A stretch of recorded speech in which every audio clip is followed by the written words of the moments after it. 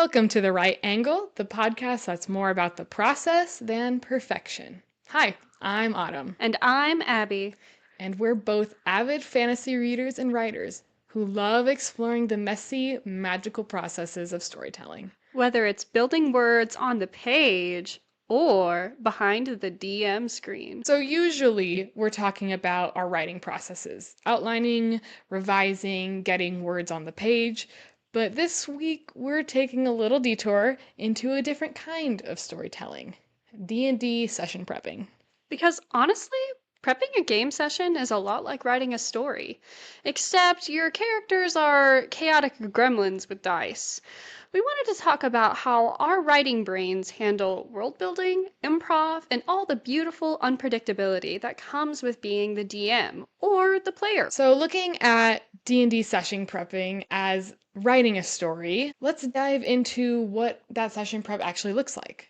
Yeah, so when you're sitting down getting ready for a session, it's not just about outlining plot points.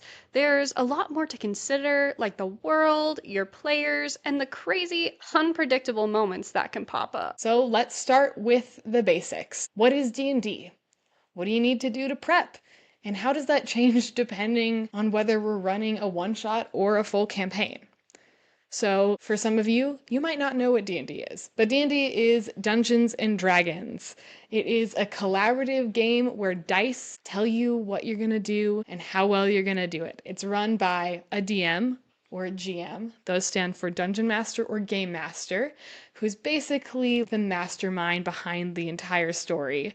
And then you have your players. Yeah, so the players each play a single character while the DM or GM gets to play everything else. I like to tell my relatives who don't know what D&D is that it's like collaborative storytelling, but there's a narrator, the DM, Yep. who is in control of most of the rules, but the players each are one of the main characters, and their choices sometimes deviate from what the narrator wants to happen. Oh, definitely. So me and Abby have actually both been DMs at one point. For me, I've run a long form campaign that is still going to this day with a bunch of my roommates and friends, including Abby. And I ran a one shot, which was just one evening. I actually ran our Halloween one shot. I kind of like to compare a full length campaign to that of a novel or a novella. If that were the case, a one shot would just be a short story where it's all completely self contained. Mm-hmm. So what do we mean when we say session prepping? So a session in D&D is like a single night where you get together and you play. And as a DM, we have to come up with a lot of the things that are going to happen. So that means world building wise, so coming up with the countries, the kingdoms, the people that the characters might interact with, and then also planning for what individually is going to happen that day. So you have like the overarching storyline you're planning and also the individual day-to-day session you're planning. And I think something important to differentiate is you have PCs and you have NPCs. Oh, yes. So NPCs are basically any character the DM plays. That stands for non-player character or non-playable character.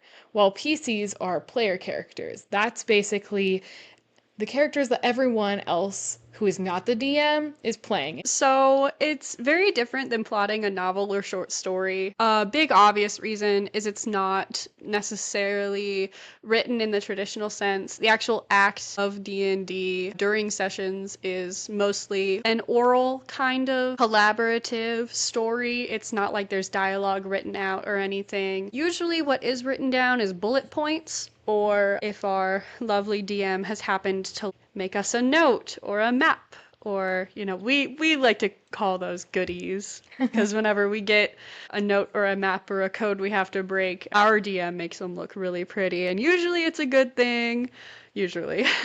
Yeah. And so one thing I think we want to talk about is that our podcast is going to be revolving mostly about the campaign we're currently playing, where I am serving the role as DM and Abby is playing one of the characters. Yeah, so just a little quick background info. We have a party of 7 characters, 1 DM, so that's 8 of us crowded into our tiny living room. It's a lot and it's fun. It is fun. So basically, our characters met in jail, and we've been friends ever since. And we've been on a lot of smaller quests, but we recently discovered that there is a plot to end the world, and we're going to try to save the world. But Autumn, as our DM, knows all the secrets I and do. everything, and us as players are trying to figure out the secrets. But little quick thing on my character, I play Willow. She is a fairy cleric. She's very small. And she is the only fairy in this world somehow. And so she's trying to figure out where she came from, who she is. It's a very eclectic group, and they don't always get along, but I think that makes for some of the best moments in our Yeah, campaign. just rapid fire the rest of the members. We have a smart fighter who's a half orc. We have an Asamar, so that's like a half angel person who is very naturey, so a druid. We have a tiefling rogue who is of the pirate flavor. We have a human warlock whose patron is the one that's trying to end the world. So that's Nuh-uh. Autumn, we figured it out. Yeah, I know. We have a blood hunter, so that's basically a werewolf, is done with all of us. And then we have a bard who literally last session lost all of her magic. Bard with a lot of trauma, we'll say. But that's our group. Very eclectic. Very fun. Very fun. Yeah, and now that we've talked about the basics of session prep and kind of some background info on our own campaign, let's dive into the different approaches we take when actually prepping for a session. Yeah, some DMs like to start big, planning entire campaigns and world building first, while others like to focus on the next session and expand as they go. And then there's always a challenge of planning for player chaos. Spoiler, it's impossible, but we try our best anyway. So let's get into it. World down versus session up, prep, and how we both approach it, and sometimes with a bit more chaos than we expected. So, when looking at session prepping, there are 2 common methods that a lot of people choose to do, and you have world down. So, that's basically starting big, doing your overarching campaign goals, your world building, so countries and kingdoms and all of those kinds of things, and then zooming into individual sessions. And then you have session up, which is a lot more improv. And it's you basically plan everything based off of the character's individual choices and expand the world as you need it. So you don't necessarily have like all of the country names or the kingdoms narrowed down until it's needed. And I think for me, I started more world down, so I started building kingdoms and countries, and then I asked you guys what you wanted to do. So, what characters you wanted to play and how that would fit into this world I created. And then I started focusing more on session up, which is a lot more of what I do now, which is react to what you guys do because I have a lot of the world building already done. I already have the base of everything needed. So if I need to expand on the world building, I can without running into too many problems or too many inconsistencies because I already have that underlying world building put in. Yeah, so the one time I did a one shot, I think I did more session up simply because there's only one session. And I didn't do a whole lot of like actual world building because the concept of my one shot was what if all of our characters from our party got sent to Carney on Halloween? They had to fight some monsters that had been transported from this fantasy world into our current reality. So it was a lot of taking familiar places to us and some familiar people and just recreating Carney as a D&D setting. So I did more session up, but a lot of what I ended up running into was my players ended up going into a liquor store for 45 minutes that I hadn't prepped, so I had to just improv. And the downtown area that I spent so much time planning out, they didn't even go into. That happens a lot as you're DMing. Oh my gosh. Yeah. It's hard planning for player chaos. and trying to predict what your characters are going to do, because no matter how hard you plan and how much you predict, they're going to do something completely different. And that is something I think is unique with this story aspect of D&D, is because you as a DM can prep and plan and build as much of this world as you want to, but in the end you are in control of the story. Oh, not at all. So we've talked about how we prep for our session, whether it's zooming in on the details or starting with the big picture, but let's be real. The hardest part of session prep is when everything goes completely off script. Yep. No matter how much you plan, your players will always find a way to throw you for a loop. But that's where the magic happens, right? The chaos is part of the fun. Exactly. So let's talk about how we adapt when things go off the rails and how we balance the unpredictability of player decisions with the world we've built.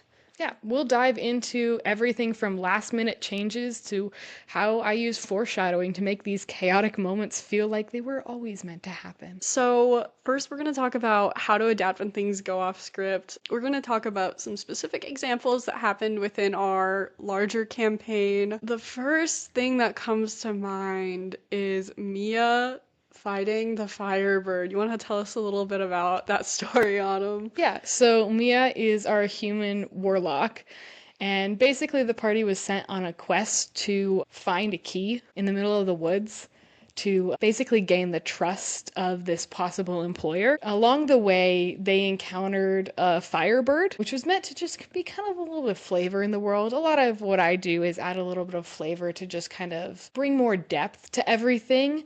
And I casually mentioned this firebird, and I think it was Mia wanting to follow the bird. And so she did, and then she ended up finding the nest, climbing up it, and seeing a bunch of goodies, which I left there on purpose in case they want some trinkets. It had some money and had like a magical item. But the firebird was still there protecting its nest.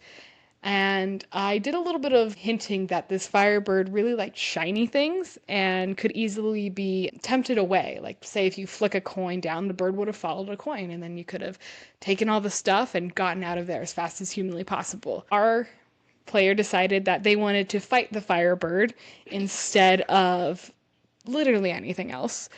And that moment, I think, was one of the first moments I realized, oh, I don't think I can predict everything the characters are going to do. Well, it was crazy as a player watching this go down because the rest of our characters couldn't do anything and we just had to wait and watch all of this go down. And it was clear that Mia was losing this fight and that this bird was so much more powerful than she was, and her hit points kept going down and down and down. And then she died. She did die, which was my bad. I should not have put such a powerful bird, but I didn't think anyone was going to try and fight the bird. That was her choice. And so that is a lesson I quickly learned, is if you're going to put a creature there, you either have to be prepared for the consequences of your characters potentially dying or make it killable. Because no matter what, my players like to always try and fight things. We're just, I don't know. A lot of the other players fight first, ask questions later. Mm-hmm. And so this was very early into our campaign, and I knew the player wanted to still play this character, and so I had to come up with a reason for them to come back on the spot because our cleric did not have spells at this point in time, and you guys didn't know anybody who would be able to revive Mia. And so luckily I had this little idea in the back of my mind of Mia's contract with her warlock patron. And so I whipped that out of my back pocket and I basically had her sell her soul to her patron to bring her back. And it ended up working out, like, story-wise, really well. Yeah, Mia does not realize the consequences of what she did, and Micah, the player who plays Mia, refuses to ask any questions about it. It's my favorite running bit. It's so funny, but so annoying. But anyway, speaking of, yeah, divine intervention, plot consequences. So the last one example was more of a character making choices. I mean, I know it was the player in all reality, but the player was like doing what the character would have done. Yeah. This example is more things that the player did, having in-game consequences. So for context, my character's a cleric, so that means she gets her powers from a fictional deity. Occasionally, I roll a d100, so 2 sets of die that can produce a number between 1 and 100. And if I get above, is it a 90 or a 95? 95. Ugh, it was 90 at one point, then you upped it. Yeah. Um, if you get 95 or above, then I get to speak with my deity. And I was just rolling a prayer check, and one of our other players, Logan, who plays our werewolf character, was like, I'm just gonna roll a prayer check. And a fun fact about his character's name is Fenrir, and Fenrir hates the gods of this world. So none of us expected him to roll a prayer check, but Logan did it for fun. And for fun meant he got a perfect 100. He did. Which sent all of us rolling and me internally panicking because his prayer request was basically he just wanted to chat with the pantheon of gods of this world. And so on the spot, I had to basically create a physical space for all of these gods and what they look like, what they're doing at this time. And he had to chat with them because recently they learned that the gods actually don't have power in this world. Not really. It was just sort of a silly little one-off hee-hee dice roll. A huge story beat was created that's still having consequences in our sessions today. It allowed me to give you guys a bit of a deadline and motive to keep exploring the world because I was able to actually give you guys these magic items that are going to help defeat this evil darkness that is trying to take over. And it's also keeping us from going off the rails, which we were. A little bit. So I think this is part of the process of D&D. It is reacting to player moments and what they want to do in game. And it is fun and it is interesting and it makes my job significantly harder because the characters won't just do everything I want them to do because they're not me and I am not the one who is telling their stories. I'm telling the story of the world, but they're the ones actually controlling the chess pieces. I mean, you don't get this kind of, I guess, disobedience when you're writing fiction. I mean, you have to make your characters do the things, say the things. In D&D, your characters are actually your friends, and your friends like to spite you. But one thing I wanted to talk a little bit about, which has been big in our campaign, is this aspect of foreshadowing. Because you can do foreshadowing in D&D, and I do it a lot. And a lot of things that you guys don't pick up on. So is there anything that you remember me foreshadowing that you now understand? Oh my gosh. The biggest reveal of the campaign so far, this very beloved NPC who has kind of been this mentor to us, is Lord Pennington. He's technically our employer, kind of sort of the adoptive father to one of our PCs. He gives us wisdom and help when we've thrown ourselves into a pickle, but he also brought along a friend named Migs, who sometimes also fulfilled the same role, but he is just a little different. But I knew that there was a secret regarding Pennington because out of game, we're all friends. We talk about things. And I knew that there was this secret that Autumn and Colton, one of the other players, had been holding from the rest of us. And looking back, there have been so many little references to it. And the one that made me snap and realize it before everyone, well, there's two. The first one was seeing on the wanted posters that Migs was a wanted criminal by the name of Thormir Gakic. And I was like, oh, something's up there. Double life? Question mark. And then I didn't necessarily connect these two things, but I did later. But then pretty much we were in a situation where Pennington was reliving some very traumatic things that had happened to him. And he was talking to the PC that was his adoptive son. And he said, I need to be someone else right now. Let the others know that Migs will be showing up soon. And I was like, oh, he is Migs somehow. I didn't exactly know how it worked, but I don't know, just the level of foreshadowing was masterful. Thanks. I spent a lot of time delving into this character because he is one of my absolute favorites. and just trying to foreshadow subtly to you guys that he is not what he seems, and that all of these basically three different people are all connected somehow, and just subtly hinting at that this entire campaign. And I really got a lot of help from the PC, who is his adoptive son, Mm-hmm. helping along, and he'd correct me a lot of times when I'd fumble my words and I'd say the wrong name instead of the right one. And he'd be like, wait, you mean Immigs, not Pennington, right? And I was like, ah, yes, sorry. My tongue got tumbled there. But when in reality, my brain just links them so closely because they are the same person. And it's so crazy to me how much harder it is to do foreshadowing in this medium than fiction. Because fiction, you can always go back and add it later. We don't have a time turner with us Nope. or a DeLorean where we can go back and be like, actually, like you have to be thinking ahead and planning ahead, and you can't ask for those previous sessions back. So, what Autumn did with this reveal was very masterful, in my humble and professional opinion. Thanks. It is definitely hard to foreshadow because a lot of times it's I have a cool idea and I want to do something, and realizing, oh, if I want to do this and I want it to be a reveal, I have to set it up way earlier than I think I need to. That way you guys have some semblance of an idea, or you're starting to think about it in the back of your heads, because I throw a lot at you guys. And so being able to subtly hint at these things early on makes you guys not as able to guess them, I think. Yeah.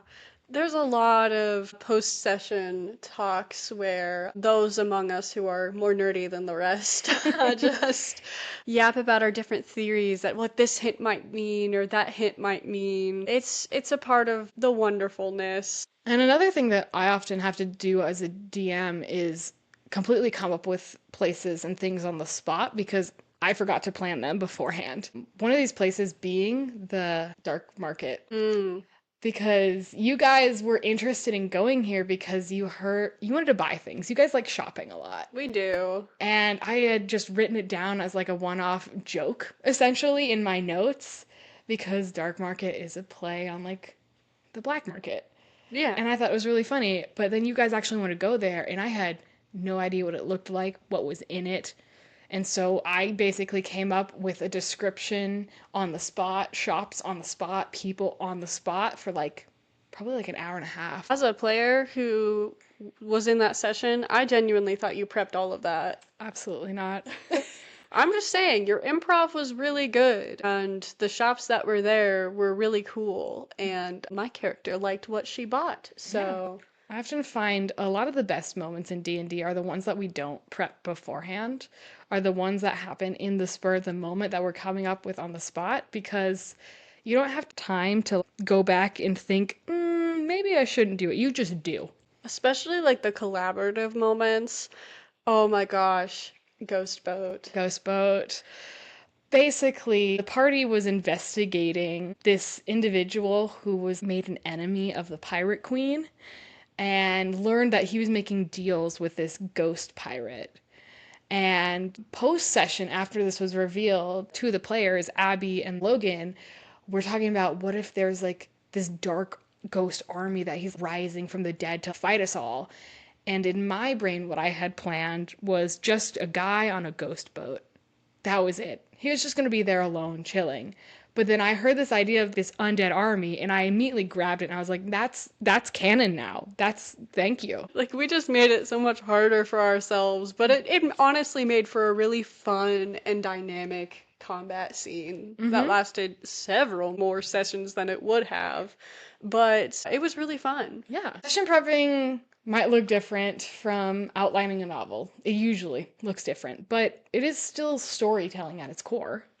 Yeah, I mean, we're building worlds, shaping characters, and setting the stage, just with more dice and way less control. Sometimes we've got a full battle map ready, and sometimes, we're just making it up as we go. Yeah. Either way, it's creative, chaotic, and incredibly fun. And in the end, it's all part of the same messy, magical process. Thank you guys so much for listening. That's it from the right angle, where we know the real story is in the process, not the product. Until next time, write boldly, revise gently, and stay weird.